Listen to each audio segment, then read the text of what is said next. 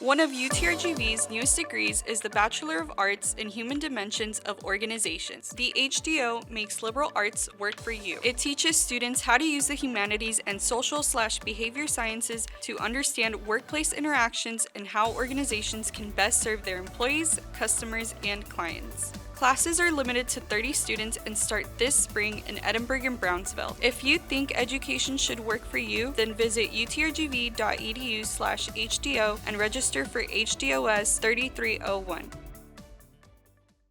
Coming up, the Brownsville Public Utilities Board voted on the future of the current CEO. More information in minutes. Plus, DHR ends their partnership with UTRGV. Details ahead. KVAQ-TV starts now.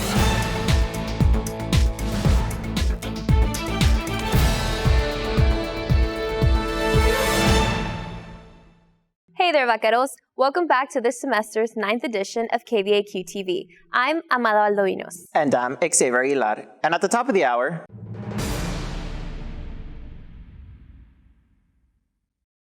last Monday, the Brownsville Public Utilities Board held a special board meeting to discuss the current position of the CEO after the findings of a forensic report on a project that never happened. In a nearly 4-hour executive session, the board placed John Brusiak on a 60-day administrative leave with pay after outcry from Brownsville residents. A Brownsville business owner, Susan Rubalcaba, explains what the board should do. We have people that cannot pay their PUB bills, and if you go all the way back to the beginning, we're talking about 42% rate hike. We're talking about severe misrepresentation, theft by deception. They have continued to lie to the public, lie to even the commission, lie to the boards about this project. The Tanasca audit released by the city commissioners showed BPUB's failed $118 million power plant project that customers were still funding. According to the Carr, Riggs, and Ingram forensic report, the series of rate hikes increased the electrical rates by a total of 36% over 4 years, or 41.67% when compared to pre-project rates. Oncologist Laura Cisneros voices concerns for the elderly residents and those on fixed incomes and the many sacrifices they must make. Many of them are telling me, well, I take my medication every other day. I can't afford it every day, so I'm going to make it last. And I said, you can't do that. You could have a stroke. You have to take your blood pressure medication every day. Well, I only take my insulin once a day, not 3 times a day. And so it's affecting them quite a bit. In an October 11th press release, BPUB states, "We feel it prudent to allow those listed in the report a specified period of time to respond to the opinions and allegations specified in the audit." The statement also says Brownsville PUB will conduct an expedited review of the audit either internally or with the help of outside professionals. In the meantime, Director of Operational Support Services Jaime Estrada will take over as interim CEO.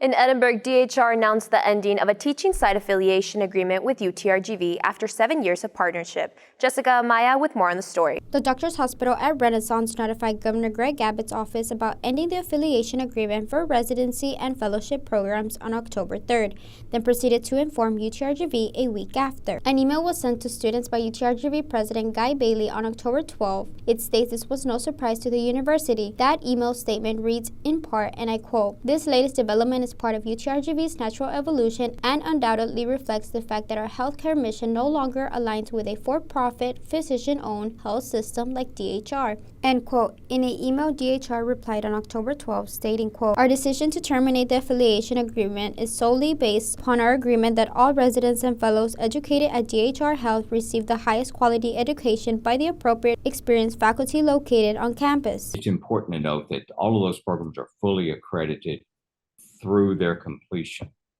And they will be after that because they're our programs and they'll go wherever we assign. The partnership will continue for the next 3 years until the current residents graduate. New students will be transferred to another facility after this period. We'll have more details on this story. Reporting for KVAQ-TV, Jessica Maya. A local hotel owner is providing free housing for families in need. For more than 2 decades, the Govins have been providing families who have lost their homes to fires and natural disasters a comfortable place to stay. Here in Govind, born and raised in Beeville, Texas, joined the hotel industry at a young age. He says that with the help of other family members, his parents and him managed the Buenas Noches Motel in George West, Texas. We literally did everything. We had no other employees. We cleaned the rooms, we did the laundry, we checked in guests. And for the kids, we had a little step stool. We get up, we put the registration card down. No computers back then, so he did everything by hand. Hiran decided to follow his father's footsteps when he opened his own hotel, the Town's Place Suite by Marriott in Edinburgh. Govind adds they've made the process of hospitality simple and less stressful for guests. One of the fire marshals says, hey, we had a family who lost their home and they need a place to stay. So I usually tell them, give me about 5-10 minutes. I'll call the properties.